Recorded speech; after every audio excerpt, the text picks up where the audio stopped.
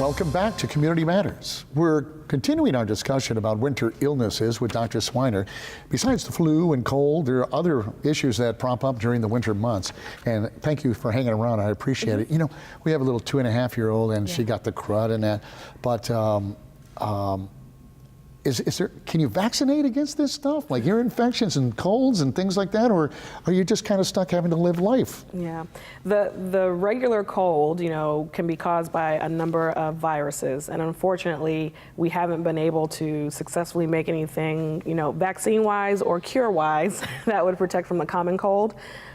So good old vitamin C and staying away from sick people and washing your hands is probably all we can do at this point to prevent that. However, for things like ear infections and pneumonias, we do have good vaccines that are beneficial, especially for those that are high risk. So if you are of school age and you haven't had things like your H influenza, which is a type of thing that can cause problems with ear and nose infections, or if you are of adult age and are at high risk and you haven't had a pneumonia vaccine, then it's important to follow up with your doctor to talk about that.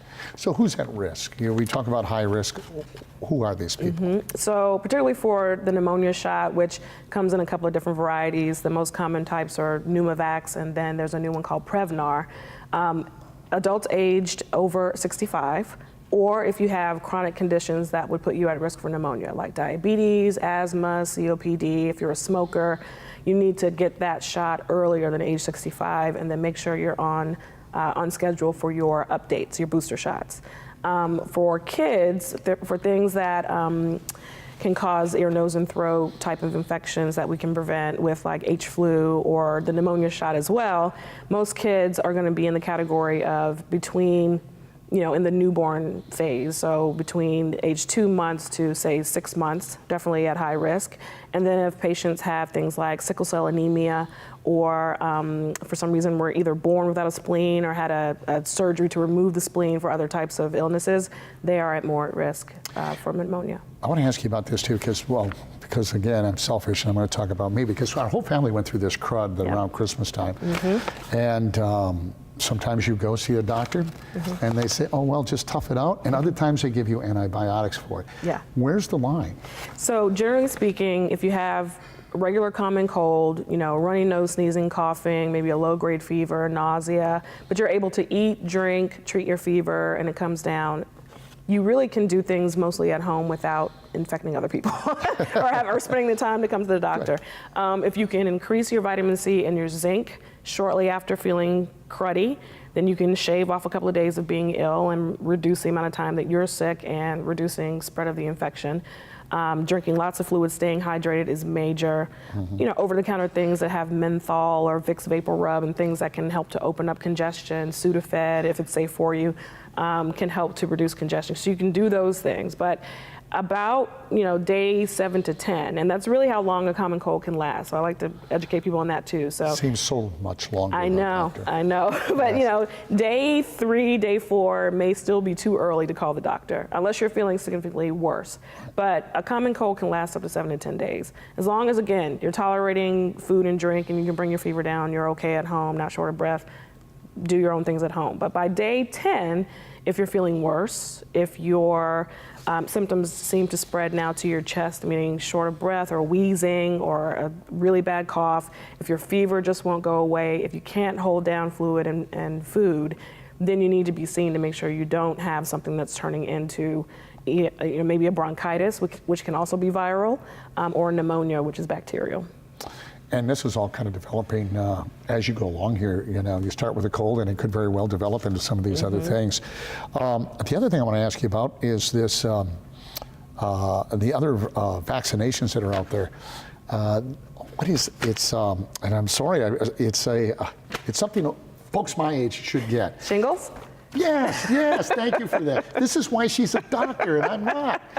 Yeah. But, this is another thing that I didn't even know about this stuff, honestly. Yep. And it's available. Yep. I have asthma. I'm getting a free checkup while on the air here, and some of these other things. What's the big takeaway from all of this? Because we're all going to get sick at some point. You know, as a parent, I'm asking, hey, how long is this going to last? Give me something to fix this. And the other thing right now is when am I contagious and when am I not contagious? Could you address some of those questions I have? Well, the thing that I definitely want to make sure that patients know about and folks know about is get your checkups, so don't skip more than a year or so without going in to see your doctor, even if you're perfectly healthy.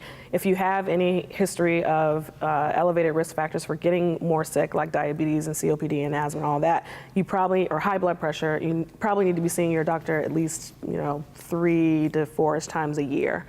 And during those visits, your doctor should always, or you should be asking the questions about, am I up to date with my vaccinations? Because sometimes, you miss your physical exam and you go a couple of months or a year and you forget, and then you're at risk for having these infections. So going and having your annual checkups and your regular checkups definitely helps to remind your doctor to ask, have you had a pneumonia shot? Have you had a flu shot? Have you had a tetanus shot? Which now prevents whooping cough, which is making a comeback in the community because it's our fault that we're not getting our shots, and so our kids are getting whooping cough. It's important that happen, that you are regularly scheduled with your doctor, number one. The other thing I wanted to throw in the beginning is a Z-Pack is not always the answer. I just wanted to let people know. All right, yes. Give it to me, come on. The Z-Pack, it does not cure much. And the more that we use it unnecessarily, the more we're building up resistance. So there are other things that treat colds and pneumonia and all that, other than a Z-Pack. So I just wanted to put that plug in for my doctor colleagues. But, trying to stay up to date and being as healthy, washing hands, cutting back on alcohol, cutting out the smoking definitely makes a difference. It sure does. Thank you so much for being here. I appreciate it. So good to see you again. You too. And we hope you enjoyed today's show. If you have any questions or you'd like to know more, visit our website at raleighcw.com and myrdctv.com. I'm Bill LeMay. Thank you for watching Community Matters, and we'll see you next week.